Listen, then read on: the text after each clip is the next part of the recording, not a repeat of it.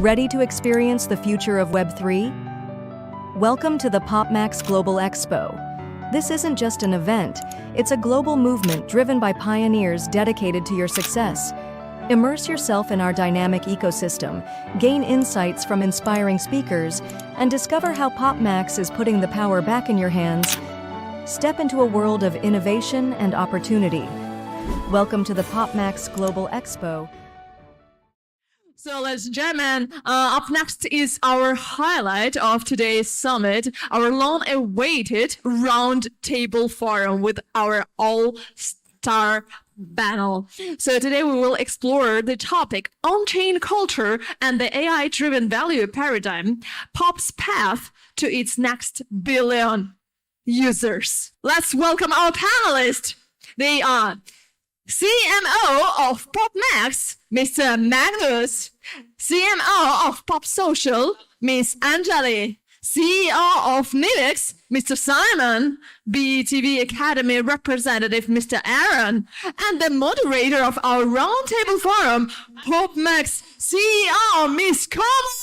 Let's welcome them. Okay, guys, the stage is yours. Okay, hello everybody. Hello again. How's everybody doing? I feel this whole session has been awesome and I love the slides and everything. But now we are going to talk about something very amazing, okay?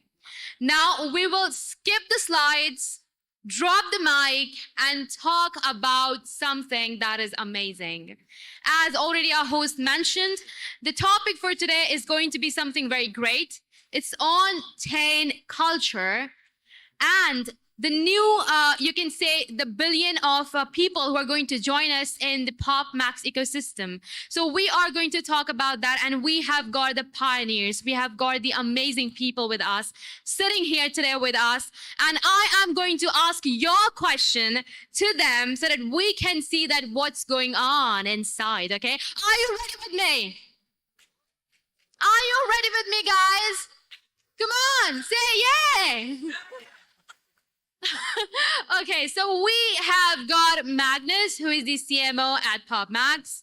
We have got Anjali, who is the CMO at Pop Social. We have got Simon, the CEO at Nivex, and Aaron, the BETV representative. So I'm quite excited. Let's dig into it. I have got some amazing questions for you guys. Are you ready for it? Super ready. Okay, so my first question would be from Anjali. Okay. So Anjali, you shared and you said that before that, culture is ultimate anchor of attention. And we are seeing AR radically reshape how attention works. So can you let us know that how do you see Web3 social content and cultural trends evolving in 2025? And how will Pop Social continue to lead this cultural wave? Okay, I think that's a great question, and thank you so much for the question. So in 2025, I think culture is everything. From the music we stream to memes we share, the videos we watch, the stories we tell, the trends we follow, it's everywhere. So from K-pop to TikTok, culture is connecting all of us together instantly, globally, and emotionally. And when AI comes to the mix, it's turning the way we perceive culture. So the people were initially just the culture followers, or a better word would be the one consuming the culture. But now people are becoming the co-creators of culture. AI is giving them the power. So before, professionals only had the access, be it to the equipments or to the technical skill that was needed to create culture, to create high quality content, only the filmmakers, the influencers. But now with AI, anyone can be a creator, and that also very fast. All you need is spark and an idea in your mind. You can easily edit a video. You can easily create a video. You can easily write a whole script. You can easily create a whole song, design merch, and the list is long. And with Web3, it's changing the way people get rewarded basically. So on traditional platform, if you are content creator posting a content, it's your efforts, but the actual owner is the platform.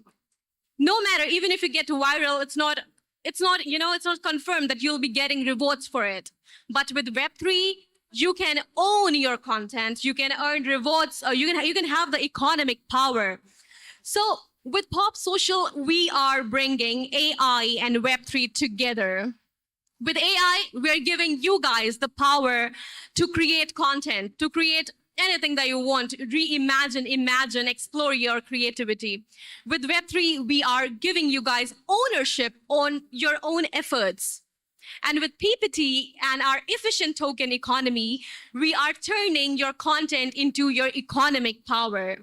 So, as you said, that when we say that we are leading this movement, we mean that we are giving the creators, the users, the developers, the power to shape the culture, to have a share in the reward, and to belong to our platform, basically.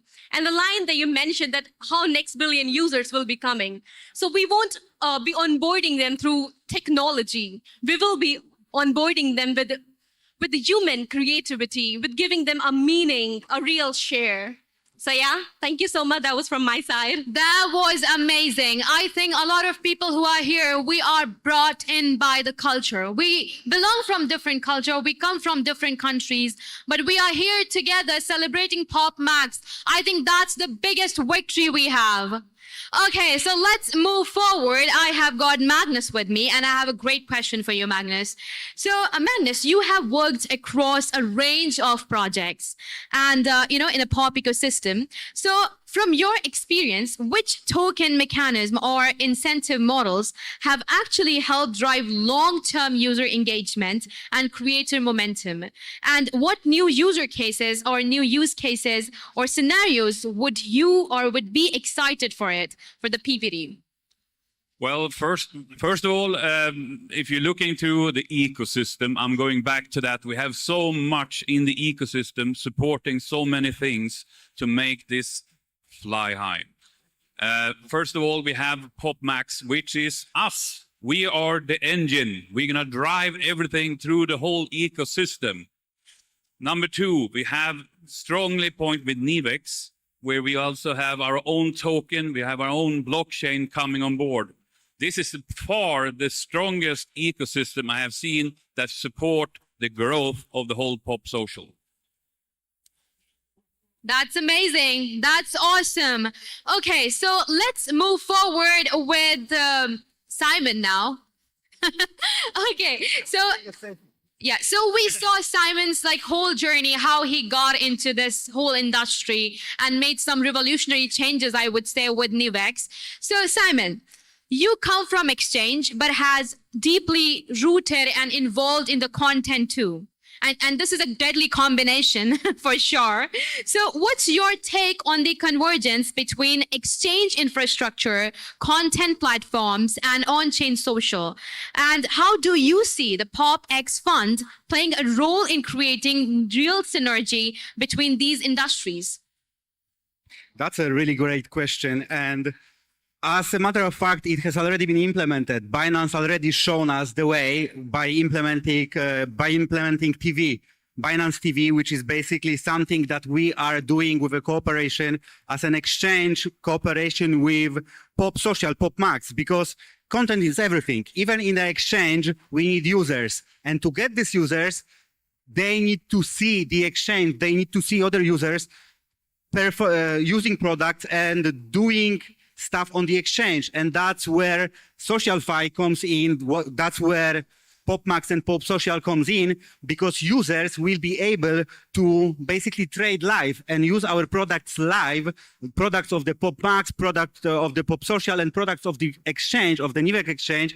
They will be able to use it on a daily basis. And then we're going to get exposure from other people. You know, it has already happened in the gaming industry. In the gaming industry, players usually stream. They do streamings on a Twitch, on YouTube, and elsewhere. And that's how games get promoted. The better the streamer, the more eyeballs on the business. And that's going to happen exactly to Nivex, and that's going to happen exactly to Pop Social, because with exposure on social media, especially our own social media, which is going to be monetization not only for the creators, but also for the users, it's going to bring us a lot of eyeballs on all of the businesses that we have seen here: BTV, Pop Social, Nivex, and all of the other businesses that we will have in our ecosystem. So I think the future is bright, and we're gonna definitely kill it and bring the remaining, like I like to repeat, we're gonna bring the remaining 90% of the world population here to join us and build this amazing blockchain industry with us. Second part of the question was about fund, right? PopX fund. So, like I mentioned in my previous presentation, the more the better. The more businesses we bring, the more projects we incentivize and we help, we fund, the more projects come to the industry, the more industry grows. I hope these projects will be good. The only good projects will be funded, and we will bring more of the people to the crypto industry, because the more people in the crypto industry, the more we all win. You know, that's the nature of Bitcoin. It's not like centralized money where the government prints money or the Fed prints money and we get nothing out of it, only inflation. In a crypto industry, it's completely different, because the more people will get into the crypto, the more people will actually buy Bitcoin and cryptocurrencies similar to Bitcoin, the more we will all benefit, because the entire network grows, the entire market cap of the crypto grows, and the price of the Bitcoin grows inevitably, like I said, $2 million, $10 million. So I see it very in a very positive light, and I'm super happy that we will be able to help other up-and-coming projects with funding. So yeah. Amazing. Future is actually very, very bright. And with collective efforts and how we are moving forward, I'm sure that we are going to see awesome things in the coming days. Okay, so now let's move forward with Aaron. So Aaron, the narrative around creators is changing. And it's actually very fast, from influencers to actual economic participants. So what's your view on the shift toward content as asset and creation as revenue? And does BTV have the vision to become a true launchpad for creator-led ecosystem in Web3? Yeah, first of all, we need to look what BTV trying to do. Because in Web2 industry, right, all of the content actually is owned by the platform owner, like the TikTok, YouTube. And another advantage, right, currently you can see in Web2 industry, all of this volume of traffic actually is manipulated by the big IP. Like in YouTube, you can see like Mr. Beast, iShowSmith, actually they monopoly 80% of the traffic. If you are the newcomer to the Web2 industry, you want to do some YouTuber or TikToker, you need a lot of resources. If you don't have the fund to do the advertising, you're very hard to compete with this big IP already. So for our ordinary people or the grassroots content creator, we're very hard to get chances in the web through social media, because you need a lot of resources. But now in Web3, we try to build a new thing, especially in the social fine. So in Web3, right, what we want to bring to the market is content actually is your own asset. It's no longer is belong to the platform. And then second, the traffic is fair and transparent. All the fares, right, actually will be distributed based on the blockchain. As long as your video content is very good, then the blockchain will distribute the traffic to your video. This is what BET will try to build them. And then from the third perception, like a user face, I'm the user. If today I watch YouTube, I use TikTok, actually I gain nothing. I just spend my time to watch the video, but in the end, I didn't get anything from them. Maybe just an emotion value from the content creator. This is what I get. But in Web3, right, we restruct the whole process.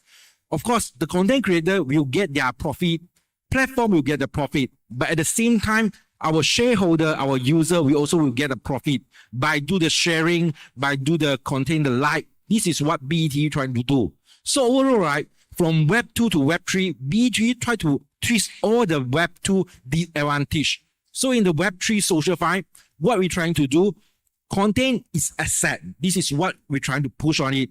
And then most important, sharing actually is your investment. This is second thing we're trying to build to the social file and also in the BTV. That's amazing.